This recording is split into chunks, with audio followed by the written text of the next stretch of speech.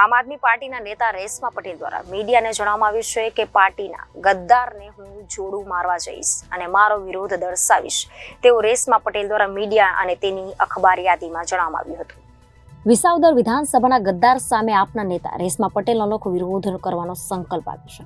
હું રેશમા પટેલ આમ આદમી પાર્ટી પ્રદેશ મહિલા પ્રમુખ દુઃખ સાથે જણાવવા માંગુ છું કે આવતીકાલે તારીખ 3 ફેબ્રુઆરી 2024 સમય સવારે 10 કલાકે ભેસાણમાં ભાજપના પ્રદેશ પ્રમુખ CR પાટીલના હાથે વિસાવદર વિધાનસભાની જનતાનો ગુનેગાર વિશ્વાસઘાતી ગદ્દાર ભૂપત ભાયાણી જે વિસાવદર વિધાનસભાની વિશ્વાસુ જનતા અને આમ આદમી પાર્ટીના વફાદાર મહેનતુ કાર્યકર્તાની લાગણી દુભાવીને ભાજપનો ખેસ પહેરાનો છે ત્યારે આ પાપીઓના તાઇફાઓ હું ચૂપચાપ જોઈ નહીં શકું। હું ખૂબ જ દુઃખી છું। એટલા માટે હું રેશમા પટેલ પાપીઓના પાપ ખુલ્લા પડે જેથી પાટીલની હાજરીમાં અનોખો વિરોધ કરવા જઈ રહ્યું છું। ત્યારે હવે જોવાનું એ રહ્યું કે આ કોંગ્રેસયુક્ત હિટલર શાહી ભાજપ સરકાર લોકોને પોતાનો વિરોધ દર્શાવવા દેશે કે સત્તાના જોરે વિરોધ કરવા માટે ગયેલ વ્યક્તિને જેલ ભેગા કરશે। ત્યારે આમ આદમી પાર્ટીના નેતા રેશમા પટેલ દ્વારા મીડિયાને જણાવ્યું હતું કે પાર્ટીના ગદ્દારને હું જૂતા મારવા જઈશ અને મારો વિરોધ દર્શાવીશ તેવું રેશમા પટેલ દ્વારા મીડિયાને અને અખબાર યાદીમાં જણાવ્યું હતું।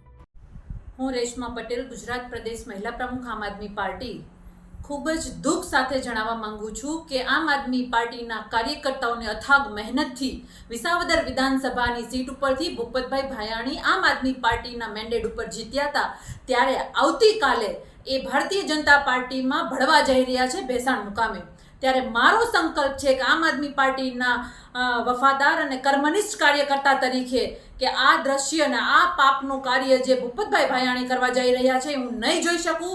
એટલા માટે ભેસાણ મુકામે હું આ લોકોના પાપના પોટલા ઉપર જૂતા મારવા જઈશ। આ મારો સંકલ્પ છે, કારણ કે વિસાવદર વિધાનસભાની જનતાએ ખોબલે ને ધોબલે મત આપ્યા।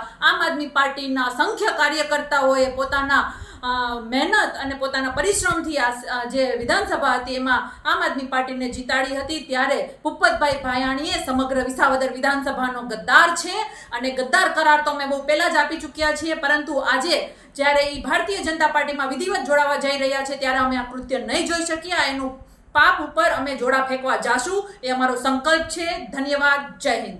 Reporter Arvind Rathod, Janadesh news, Surat.